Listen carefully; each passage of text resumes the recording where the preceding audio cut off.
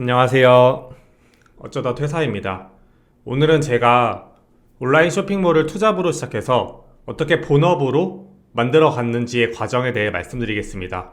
그리고 이것은 제가 생각할 때 2022년에 온라인 쇼핑몰을 시작할 때 하나의 방향성으로 생각해 주시면 좋겠습니다. 제가 생각할 때 온라인 사업으로 소위 대박을 낸 성공한 사업가들에게는 두 가지 공통점이 있다고 생각을 합니다. 첫 번째는 수요가 있는 제품을 공략했습니다.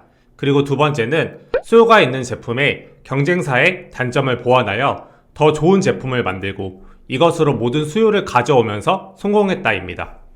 최근에 정영민 TV에 출연하신 프리미엄 스토어 대표님의 인터뷰를 보시면 이것에 대해 더욱더 잘 아실 수 있습니다. 어떻게 보면 굉장히 심플하지만 온라인 사업을 시작하고 그리고 초보자 입장에서는 이것이 굉장히 어려울 수 있습니다. 저는 성장하는 사업가로서 이것이 어려운 두 가지 이유에 대해 말씀드리려고 합니다. 첫 번째는 이러한 제품을 개발하기 위해서는 엄청난 비용이 든다는 것입니다. 가령 제가 중국에서 KC 인증을 받고 그 제품의 MOQ, 즉 최소 주문량을 어느 정도 맞춰서 가져온다면 최소한 1000만 원 정도의 비용이 소요됩니다. 이러한 제품이 10개만 있어도 총 1억입니다. 굉장히 부담스러운 비용이라고 생각합니다. 하지만 저 같은 경우는 이렇게 1000만 원의 제품을 소싱해서 성공한 경험이 있기 때문에 그 다음 제품을 소싱하고 그 다음 제품을 또 소싱합니다. 하지만 이러한 방향을 아직 접하지 못하신 분들에게 1000만 원의 비용으로 소싱하는 것은 굉장히 부담스럽습니다. 저도 앞서 프리미엄 스토어의 예처럼 1억의 비용을 하나의 제품에 소싱한다고 하면 굉장히 부담스럽고 지금 할 수 없을 것 같습니다. 두 번째 이유는 첫 번째 이유의 동일선입니다.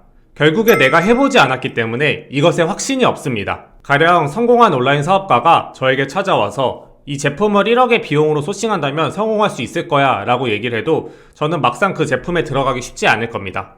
반대로 제가 영상을 통해 1000만 원의 비용이 들어가는 제품을 소싱하면 성공하실 거예요 라고 말씀을 드려도 그 제품에 들어가기가 쉽지 않을 것이라고 생각합니다.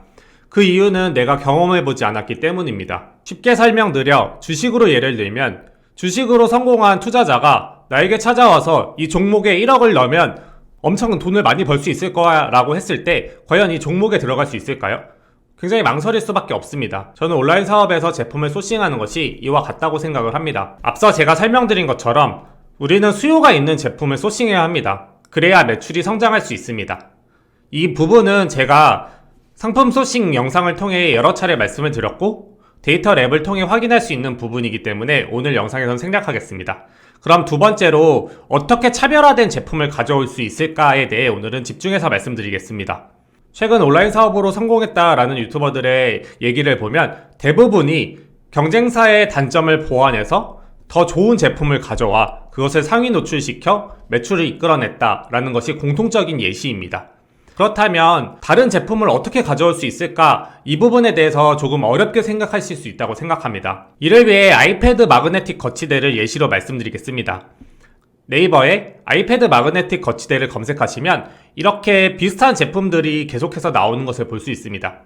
하지만 여기에 있는 이 제품은 아이패드 마그네틱 거치대 기능에 추가적으로 핸드폰이나 에어팟을 충전할 수 있는 멀티 기능을 넣었습니다.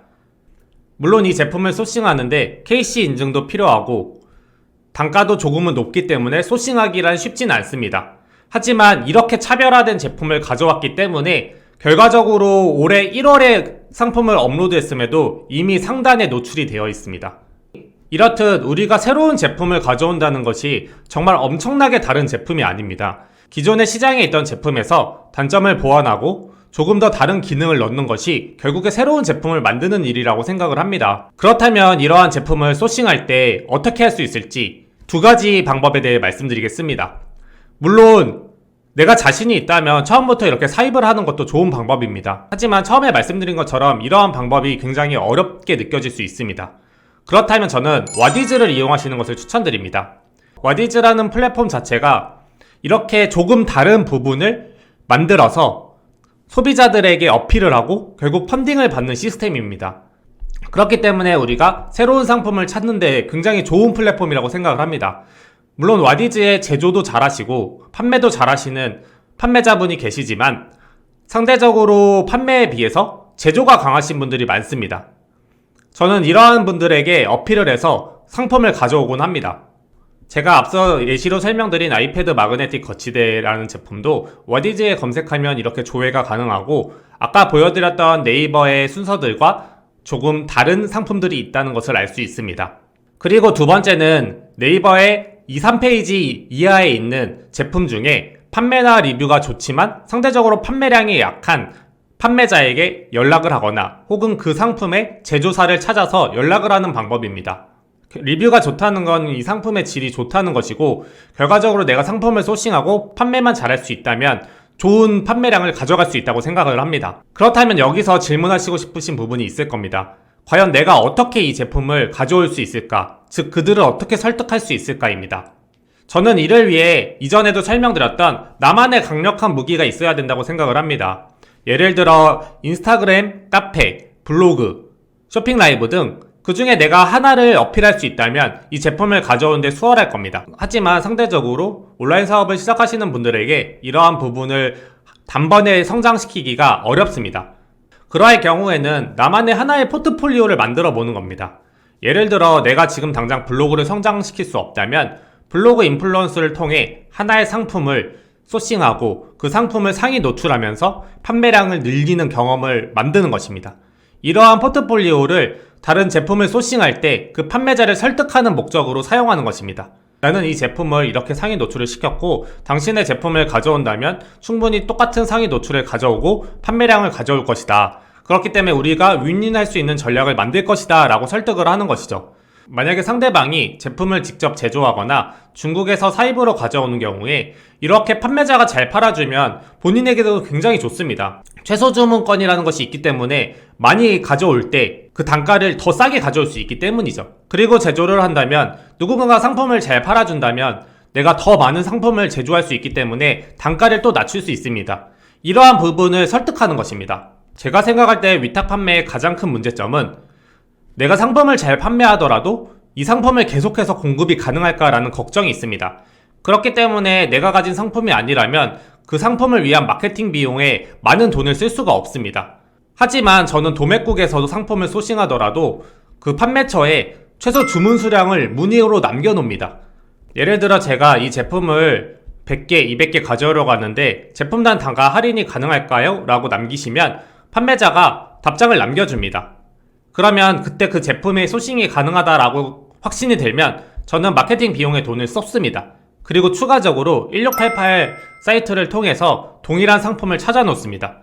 혹시라도 나중에 판매량이 늘어날 경우에 재빠르게 사입하기 위한 목적입니다. 이렇게 뒤에 안전장치를 마련해 놓으면 저는 마케팅 비용에 쏟는데 어려움이 없습니다. 하지만 이러한 확인 없이 단순히 위탁 상품을 등록만 하는 경우에는 굉장히 불안하기 때문에 제가 마케팅 비용을 쏟을 수가 없습니다. 그렇기 때문에 저는 일반적인 도매 사이트에서 제품을 위탁으로 올리시더라도 꼭 이러한 과정을 확인하셨으면 좋겠습니다. 그럼 이렇게 제품을 소싱했다면 어떻게 판매를 일으킬 수 있을까에 대한 두 가지 방법에 대해 말씀드리겠습니다. 첫 번째 같은 경우에는 제가 소싱할 때 말씀드렸던 나만의 무기를 활용하는 방법입니다. 이제 온라인 사업에서 자연 유입으로만 고객을 이끌기는 어렵다고 생각을 합니다. 앞서 설명드린 블로그, 카페, 인스타, 쇼핑 라이브 등 나만의 무기는 반드시 필요합니다. 이 부분을 활용하는 방법은 제가 설명드린 마케팅 관련 영상을 참고하시면 좋을 것 같습니다. 그럼 두 번째는 많은 분들이 선호하는 자연 검색 유입을 늘리는 방법입니다. 최근에 2월 7일부로 네이버 모음정 규제가 강화됐고 로직 변화가 다양하게 되고 있습니다. 상품명이 굉장히 짧아지는 것도 하나의 트렌드로 알 수 있습니다.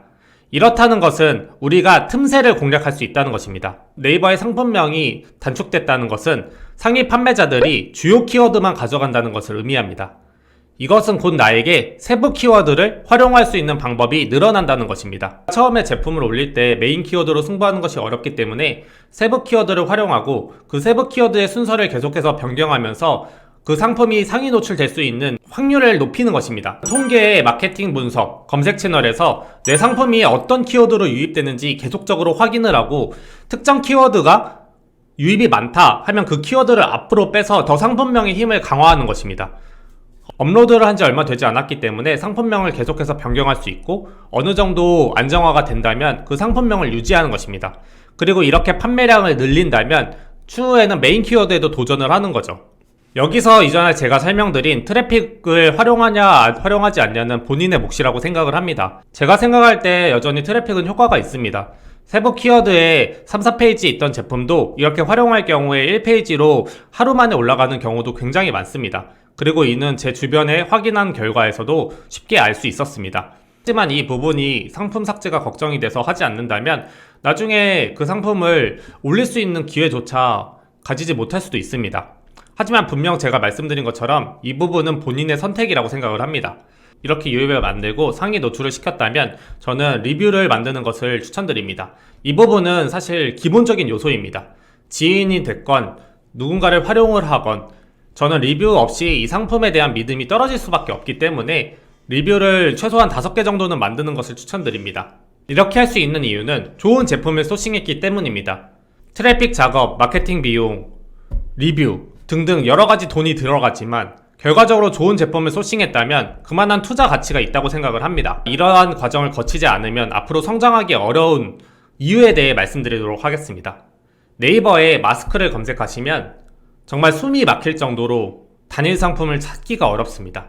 이런 식으로 브랜드 카탈로그, 가격 비교로 도배가 되어 있죠. 마스크는 네이버 로직 변화에서 최초로 규제를 시작한 제품입니다.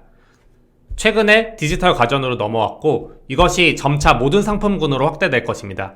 결과적으로 앞으로 모든 상품군이 이런 식으로 묶일 확률이 굉장히 크겠죠. 그렇다면 내가 나중에 모든 상품들이 묶여서 올라갈 수 있는 여력조차 없다면 그때는 어떻게 상품을 노출시킬 수 있을까요? 이렇게 네이버의 갤럭시 워치 액티브 2 스트랩을 검색하시면 이 상품은 상품명에 해당 키워드가 들어가지 않았음에도 조회가 가능한 것을 알 수 있습니다. 갤럭시 워치 액티브 2 스트랩 같은 경우는 키워드가 10,000가량이 되는 굉장히 높은 검색량의 키워드입니다. 이러한 키워드가 어떻게 검색이 됐는지 한번 사이트를 보겠습니다. 이렇게 보시면 사용 용도에 갤럭시 워치 액티브 2라는 것이 있죠. 이렇기 때문에 스토어가 검색될 수 있었던 것입니다. 이 얘기인 즉슨 결국에 추후에는 세부 키워드조차 상품명에 없더라도 이렇게 브랜드 카탈로그, 가격 비교의 제품들이 가져갈 것이라는 얘기입니다. 즉 추후에는 틈새를 활용할 수 있는 공간조차 없게 된다는 얘기입니다. 그렇기 때문에 제가 말씀드리는 것은 틈새를 활용할 수 있을 때 최대한 빠르게 활용하여 내가 상품을 판매할 수 있는 교두보를 마련해야 될 필요가 있다고 생각을 합니다. 여기서 다음 사항으로 그러면 굳이 왜 네이버에서 내가 상품을 판매해야 할까라는 부분에 대해 말씀하실 수 있습니다. 많은 분들이 아시는 것처럼 네이버는 정산이 빠르고 수수료도 낮습니다. 이 얘기인 즉슨 내가 수익을 바로바로 가져올 수 있다는 말입니다. 결과적으로 제가 처음에 말씀드린 위탁, 사입, 제조 등 내가 수익을 벌어서 더 많은 비용을 투자하기 위해서는 이러한 자금의 선순환이 필요하다고 생각합니다. 그러한 측면에서 스마트 스토어를 포기할 수는 없다고 생각을 합니다.